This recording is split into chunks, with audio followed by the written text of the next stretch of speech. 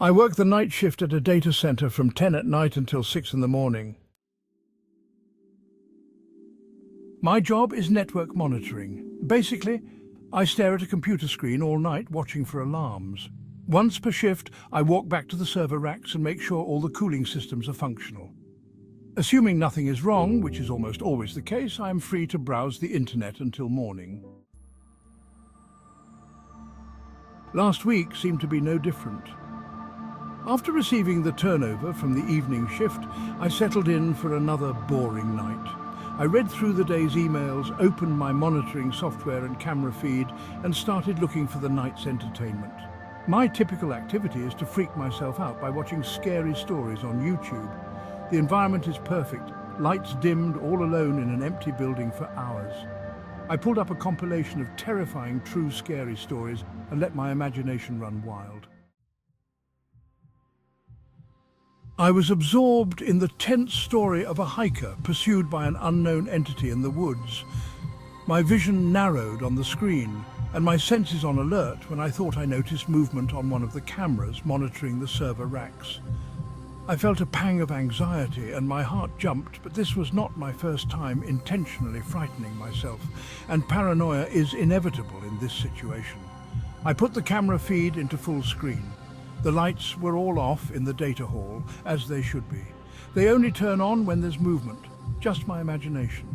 Still, I kept the panel open in full screen while I went back to my video, glancing back occasionally. Not 5 minutes later, I saw a shadow again out of the corner of my eye. Looking at the camera feed, I still couldn't see anything, and the lights were still off, but I knew I saw something move.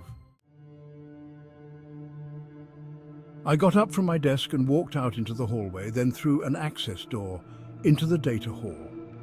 The rows of fluorescent lighting all clicked on at once, flooding the room in light.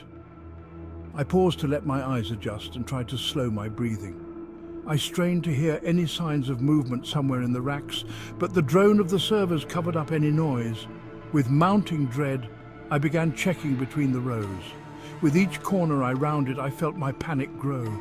My heart pounded louder than the scream of the servers. As I approached the last row, I knew that whatever I saw would be so unthinkably horrible, my body would not be able to bear it. I could barely breathe, my hands and face were dripping cold sweat, and I felt the urge to vomit. I willed myself forward, and in a moment that felt like an eternity, rounded the corner and saw nothing. I was alone, of course. I let myself get freaked out again from those stupid videos.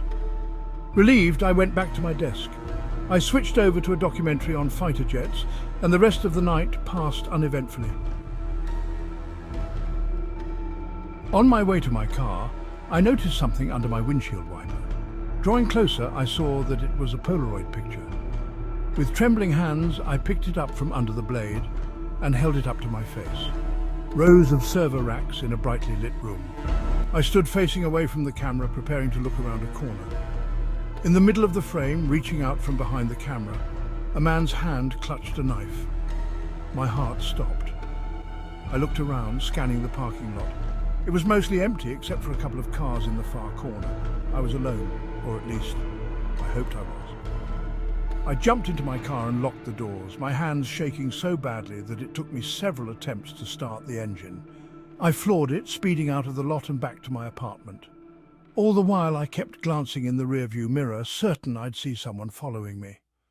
When I got home, I locked myself inside, shut all the curtains and tried to calm down.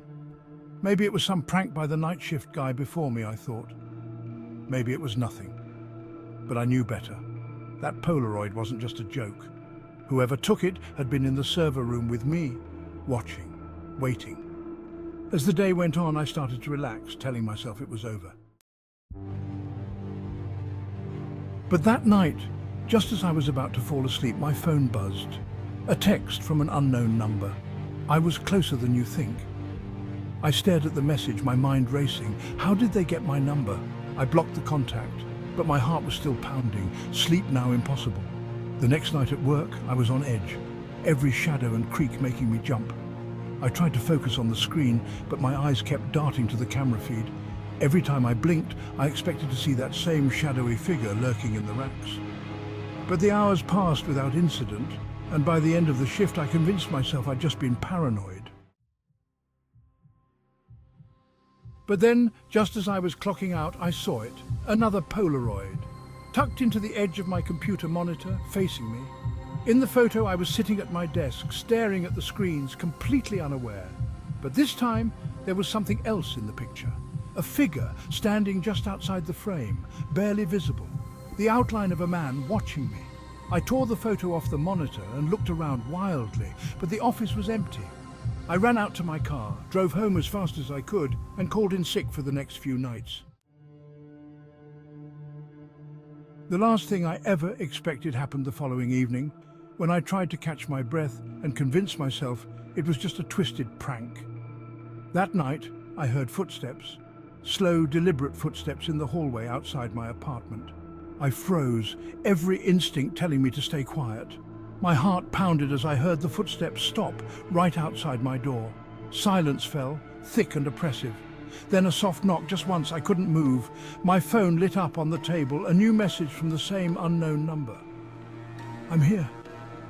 I didn't dare open the door. I didn't want to know what was waiting on the other side. The knocking didn't come again, but the footsteps lingered, slowly fading away into the night. I knew I wasn't safe, and I haven't been since.